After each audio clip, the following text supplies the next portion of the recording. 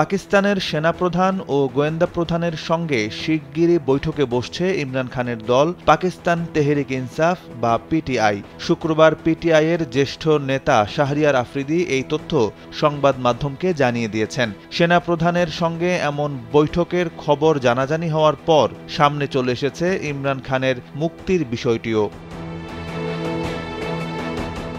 তবে বৈঠকটির বিষয়ে আর কোনো বিস্তারিত তথ্য দিতে রাজি হননি শাহরিয়ার। তাছাড়া সেনাপ্রধান ও গোয়েন্দা প্রধানের সঙ্গে আলোচনায় ইমরান খানের মুক্তির বিষয়টি নিয়ে কথা হবে কিনা তা নিয়েও কোনো মন্তব্য করতে রাজি হননি তিনি। 1 মিনিটে নগদ ইসলামিক অ্যাকাউন্ট খুলতে ডায়াল করুন *167#। শুক্রবার জিও নিউজের এক অনুষ্ঠানে পাকিস্তানকে রাজনৈতিক স্থিতিশীলতার পথে নিয়ে যাওয়ার উপায় সম্পর্কে জানতে চাইলে শাহরিয়ার আফ্রিদি বলেন, শিগগিরই তার দল সেনাপ্রধান ও গোয়েন্দা সংস্থা আইএসআই এর মহাপরিচালকের সঙ্গে বৈঠক করবে। তবে ৮ ফেব্রুয়ারির নির্বাচনে জনগণ যাদের প্রত্যাখ্যান করেছে তাদের সঙ্গে কোনো ধরনের আলোচনায় বসবে না পিটিআই। পাকিস্তান মুসলিম লীগ নওয়াজ বা পিএমএলএন নেতৃত্বাধীন জোট সরকারের কঠোর সমালোচনা করে শাহরিয়ার আফ্রিদি বলেন, বর্তমান সরকারকে জনগণ প্রত্যাখ্যান করেছে। এই সরকারকে দূর থেকে অন্য কেউ নিয়ন্ত্রণ করছে।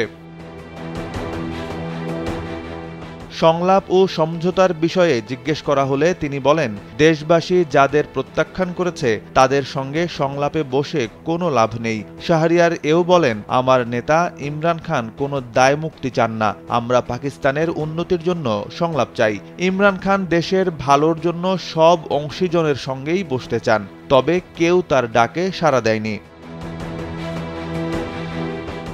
2022 সালে সংসদে বিরোধীদের অনাস্থা ভোটে হেরে সরকার থেকে বিদায় নেন ক্রিকেটার থেকে রাজনীতিক বনে যাওয়া ইমরান খান। ক্ষমতাচ্যুত হওয়ার পর থেকে একের পর এক আইনি জটিলতায় পড়ছেন তিনি। পিটিআইয়ের দাবি, ইমরানের বিরুদ্ধে শতাধিক মামলা দায়ের করা হয়েছে। গত বছরের আগস্ট থেকে কারাগারে রয়েছেন ইমরান খান। এরই মধ্যে বেশ কয়েকটি মামলায় তাকে বিভিন্ন মেয়াদে সাজা দেওয়া হয়েছে।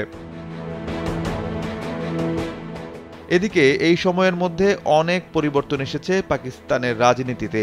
দেশের জাতীয় ও প্রাদেশিক নির্বাচনও হয়েছে মাস দুয়েক আগে। নতুনভাবে সরকার গঠন করে ক্ষমতায় এসেছে শাহবাজ শরীফ জোট। এত কিছু ঘটে গেলেও মুক্তি মেলেনি ইমরান খানের।